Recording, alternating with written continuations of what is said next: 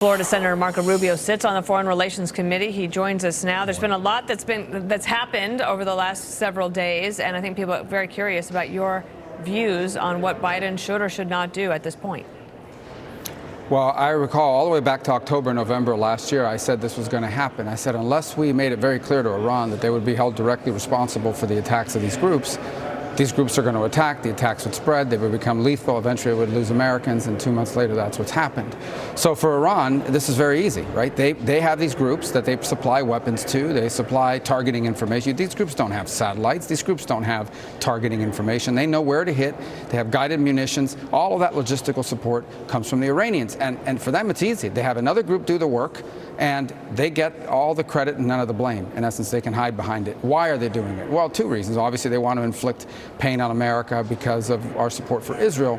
But the other underlying thing is they want us to leave the region. They don't want 2,000 American troops fighting ISIS in Syria and Iraq. They don't want that. They don't want us to have an outpost in Jordan. They want to drive us from the region, and they think the more Americans they can threaten and kill, the likelier it is that we will leave. So we have to reestablish deterrence, which is very difficult to do because Iran doesn't care how many members of these groups die. You have to ultimately understand that deterrence has to be something Iran cares about losing, something Iran is worried about. And it's a very delicate balance, and it's very difficult to reestablish deterrence if you never had it or once you have lost it, especially if there's no belief that the president will do anything about it. So I wouldn't talk about tactics. I don't think it's appropriate to telegraph that. But we're going to have to reestablish deterrence, or we're going to see more strikes against Americans throughout the region and in other parts of the world, potentially. Yeah, Senator, just so our viewers know what Iran does in terms of funding. Hezbollah, $700 million a year. You've got Hamas and other Palestinian groups, $100 million. You got the proxies throughout Syria and Iraq on top of that. There's a suggestion today, Wall Street Journal and others, that it's difficult for Iran to get its proxy groups to refrain from taking action, whether that's the Houthis in Yemen or all over that sphere of the Middle East. Reports suggest that they will stand down. Do you have any reason today to believe that, and there's some sort of back channel happening there? Well, I think one of the proxy groups announced that they were going to stand down because there's these ongoing negotiations about the U.S. leaving Iraq. But that's not the group that attacked us in Jordan. As far as that they don't have a problem, it's not easy for them to deter these groups don't exist without them. They don't just provide the weapons, they don't just provide the training, they provide the logistical and targeting support.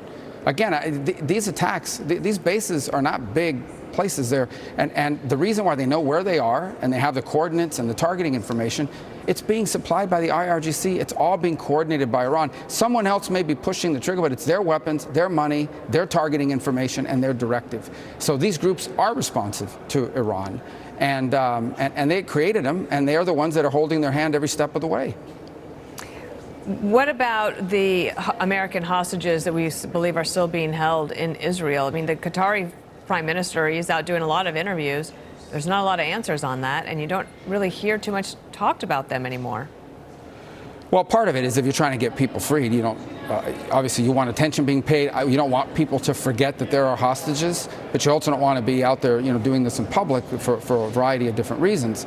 But I will say that that's why these hostage situations, that's why people take hostages, because they know that we value life. How many of their fighters die, they're willing to sacrifice. To them, it's a martyr's death, and it's glorious.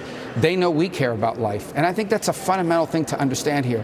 When your enemy does not value human life, including their own, and they believe it's glorious to die in the name of their cause, you have a very difficult enemy to confront here. We do value human life. We want every one of those hostages released, and every day they're in captivity, and every day they're abused is a reminder of the evil that we are confronting, not just us in Israel, but the broader world with groups like these all around the world.